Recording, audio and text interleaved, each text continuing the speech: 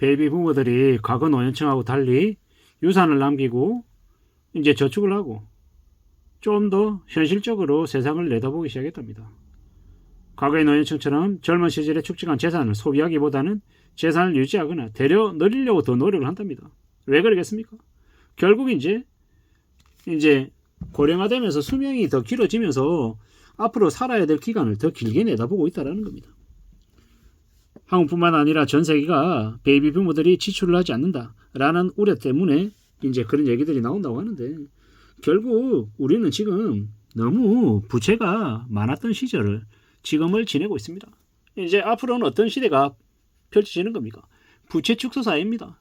그동안에 부채가 너무 많이 쌓였기 때문에 그 부채를 줄여나가는 과정들이 이제 있어야 될 건데, 그건 말과 다르게 정말로 혹독하고 고통스러운 일입니다. 코로나 팬데믹 때 돈을 많이 뿌렸잖아요.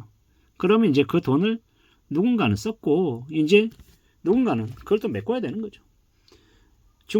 미국이라고 하는 나라는 지금 이제 전 세계가 심상치 않은데 미국이라고 하는 자기네 나라만 호황을 보이고 있습니다. 근데 이제 그 호황을 보이는 미국조차도 시간이 지날수록 이제 그 호황이 점점 줄어들 수밖에 없는 거고. 그러면 이제 그동안 그렇게 많이 썼던 걸 누군가는 또 내야 되는 거죠. 과거에 IMF 때 한국의 엄청난 알짜들을 이 원달러 환율을 이용해가지고 대거 이제 헐값에 주워 담았잖아요. 그러한 일들 앞으로 또 하겠죠. 그리고 한국이라고 한 나라 안에서는요, 재벌들, 족벌가들, 돈을 많이 가지고 있는 부자들이 또 돈 없는 부채를 진 사람들의 자산을 많이 또 가져가겠죠. 그렇게 이제 부가 또 재편이 되는 것 같습니다. 무리하게 빚을 지고 흥청망청거리면서 영끌하고 부자 됐다라는 생각에 세 채, 다채, 일곱 채 가졌던 이들은 앞으로 이제 대거 몰락갈 것이고, 조용히 숨죽이고 자신의 때를 기다리고 있는 사람들은 또 닥쳐오는 시간들 속에서 자신이 원하는 부동산 알짜 자산을 또 가져가게 되겠죠. 이러한 일들이 앞으로 벌어지는 것 같습니다. 앞으로 우리가 살아가는 삶이 이제 그렇게 흘러간다라고 보면 맞을 것 같습니다. 어떻게 살아야 되겠습니까? 어떻게 지내야 되겠습니까? 이래저래 많은 고민들, 많은 생각들을 할 수밖에 없는 것 같습니다. 이제 점점 이제 베이비 부모들, 노년층들이 지출을 꺼리는 건 뭐겠습니까? 노년에도 더 오래 살아야 된다는 부담감, 걱정이 있고, 또 하나는 자녀들에게 그래도 유산을 좀 물려줘서 자식들이 좀 덜 힘들게 살아가는 걸 바라는 마음도 있는 것 같습니다. 이래저래 참 많은 생각들이 들죠. 노후 대책을 세워야 된다. 노후에도 빈곤해지지 않으려면 미리미리 저축해야 된다. 준비해야 된다. 뭐 이런 얘기들 되게 많이 하죠. 그게 대우 이제 필요한 얘기죠. 우리가 너무도 잘 알고 있다시피 이제 한국이라고 하는 나라는 노후 빈곤이 매우 심하기 때문에 더욱더 그게 더 필요한 거죠. 노후에 어디에서 죽어야 될지 그런 얘기들도 되게 많이 하더라고요. 고향에서 살아야 되나? 시골에 살아야 되나? 아니다. 그럴수록 더욱더 서울에 살아야 된다. 병원이 가까운 곳에 살아야 된다. 뭐 이런 얘기들도 있고. 왜? 지병이 있기 때문에 병원들이 가까이 있어야 언제든지 가서 확인하고 점검할 수 있으니까 대려 가까운 병원들이 가까운 이제 도시에 있어야 되는 게 맞는 거고요. 참 많은 생각들이 듭니다. 노후라고 하는 얘기를 더욱더 많이 얘기하지만 실제로 노후를 제대로 준비하는 사람들은 되게 작은 게 우리는 현실이기 때문이죠. 어떻게 살아야 되겠냐라는 겁니다. 노후 준비라는 게 참 말처럼 쉽지 않은 것 같으니까요. 노후에 대비해야 된다라고 얘기하면서 사람들에게 또 투자 수익을 높여야 된다 이렇게 얘기하면서 노후를 이용한 사기도 너무 많고요. 뭐 노후를 이용해가지고 뭐 연금이든 뭐든 준비해야 된다고 얘기하면서 무리하게 부담을 주고 또 그 부담 때문에 되려 노후 준비가 되기는커녕 노후가 더 뒤집어지는 경우도 많고요.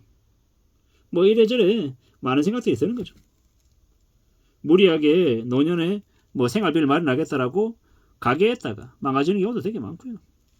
함부로 욕심 부려서는 안 되는 거죠.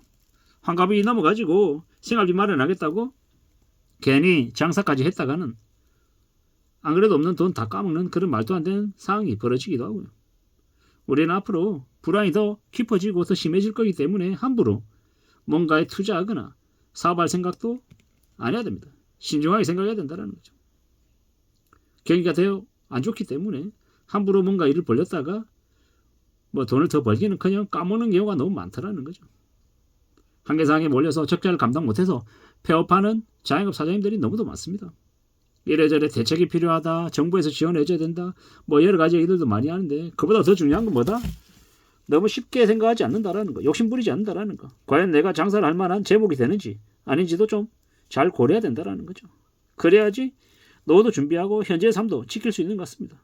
노후 준비, 현재의 삶, 미래의 내 모습 여러 가지들을 많이 이제 생각하게 되는 것 같습니다. 참 그래도 나름 성실하게 열심히 살아왔다고 생각하는데 그럼에도 불구하고 살아가는 게 쉽지 않습니다. 많이 어렵습니다. 그래서 더욱더 신중해야 되고 더 조심해야 되고 함부로 뭔가 할 생각은 안 하는 게 좋겠습니다. 그것만이 안전하게 살아가는 길 같습니다. 노후 준비 위해서 뭔가를 해야 된다. 뭔가를 하지 않는 것도 어쩌면 준비일 수 있다는 겁니다. 함부로 쉽게 돈 벌겠다. 뭐 투자를 하겠다. 사업하겠다. 이런 생각이 되려 노후를 더 암울하게 만들 수 있다는 거예요. 나이 들어서 투자 잘못했다가 사업 잘못 벌렸다가 노후에 빚이라도 지게 되는 순간 노후가 더 암울해진다는 겁니다. 저는 얼마 전에 다큐를 봤는데 뭐 목사님 이제 와이프예요. 사모예요. 사모. 남편이 죽고 노후에 노후 생활비가 부족할 것 같아서 지식산업센터에 2채를 분양을 받았대요. 대출 풀로 끼고. 지금 그 지식산업센터에 입주자 안 들어오고 매월 나가야 되는 관리비하고 이자하고 원금 때문에 어쩔 수 없이 일하는데 이래가지고 번 돈을 전부 다 그 은행에 다 갖다 바치는 거예요. 차라리 아무 짓 하지 않았다라면 자기 일하는 그 일로 벌어들인 돈으로 조금 살아갈 수 있을 텐데 되려 그 반대의 상황이 돼서 허덕임에 일해도 노후가 나아지는 게 아니라 빚을 못 갚아서 빚더미에 짓눌려가지고 허덕이면 이제 삶을 살아가는 거죠. 참 그런 말도 안 되는 일을 지켜보면서 무슨 생각이 들었냐. 아, 항상 플러스만 생각하지 마이너스는 생각 안 하잖아요.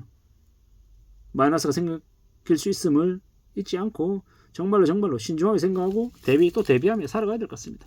그거 말고는 길이 없는 것 같다라는 생각이 들었습니다.